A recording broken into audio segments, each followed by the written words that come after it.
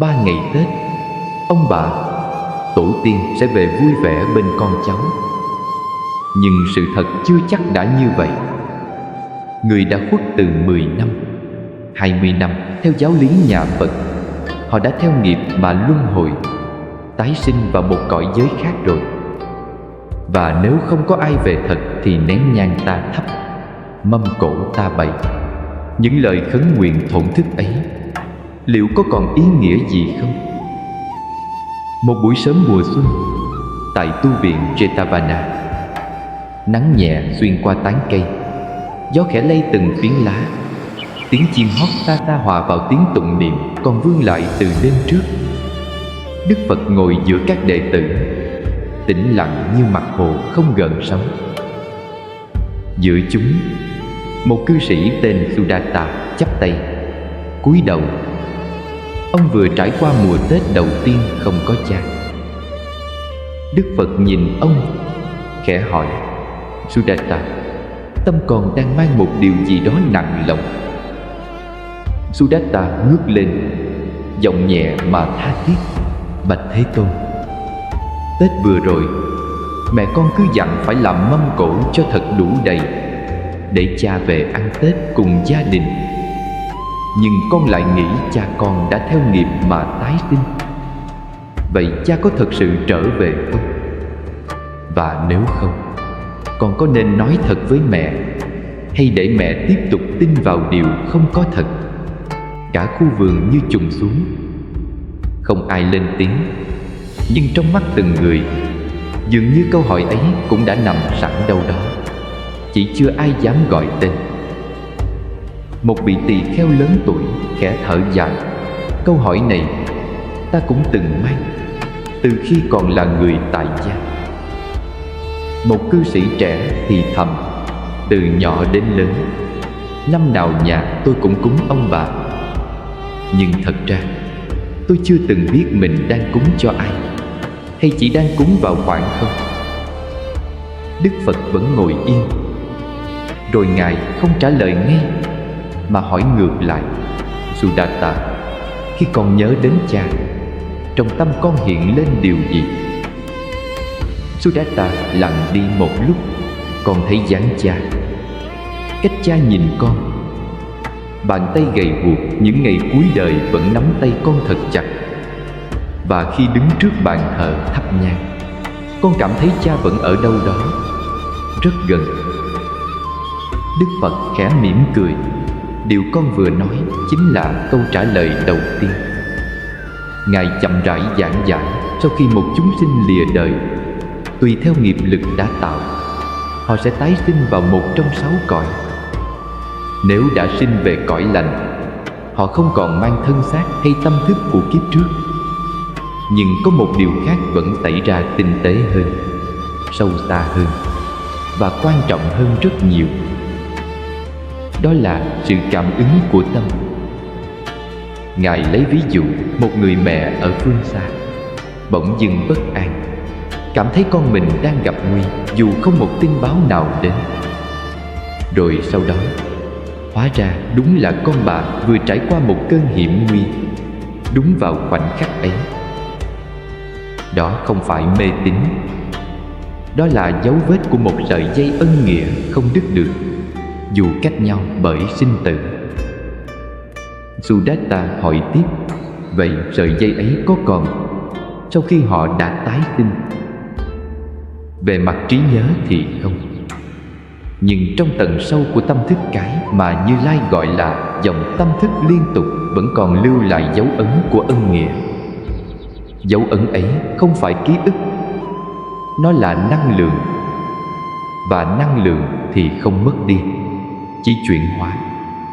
Rồi Đức Phật kể chuyện xưa, người phụ nữ tên viết khách hàng mất sớm, để lại 3 con. Mỗi mùa Tết, người con trai lớn vẫn bày mâm cỗ đúng những món mẹ thích, thắp nhang, rồi ngồi yên thật lâu. Vợ ông hỏi ông ngồi đó làm gì? Ông đáp: ngồi cùng mẹ một lúc. Họ cùng ngồi trong mùi hương trầm, tiếng mưa nhẹ rơi trên mái ngói. Người vợ vốn không tin tâm linh, bỗng thấy lòng ấm lạ, như có ai đang nhìn họ. Người con trai gật đầu, mắt đỏ hoe. Không phải mẹ đang ngồi ăn cỗ cùng mình, mà có điều gì đó của mẹ vẫn còn ở đây. Một cư sĩ lớn tuổi, im lặng từ đầu, bỗng lên tiếng, giọng rưng rưng: "Bạch Thế Tôn, con đã ngoài 60. Cả đời con cúng ông bà cha mẹ mà chưa từng hiểu ý nghĩa. Con làm vì thấy người ta làm, vì sợ không làm thì mang tội.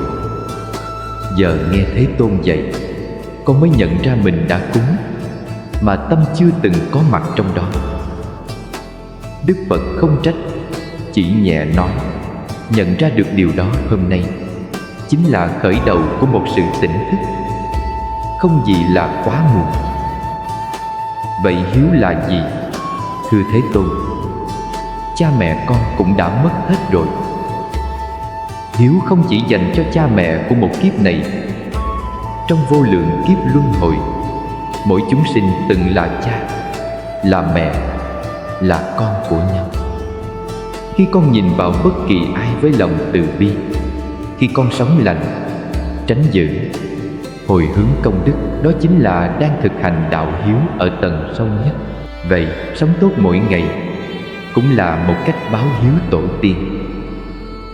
Đúng vậy, tổ tiên không cần con cháu nhớ đến mình bằng mâm cao cổ đầy rồi quên ngay hôm sau. Nếu tổ tiên có thể nói, điều họ muốn chỉ là các con hãy sống tốt, hãy tiếp nối những gì tốt đẹp mà chúng ta đã gây dựng.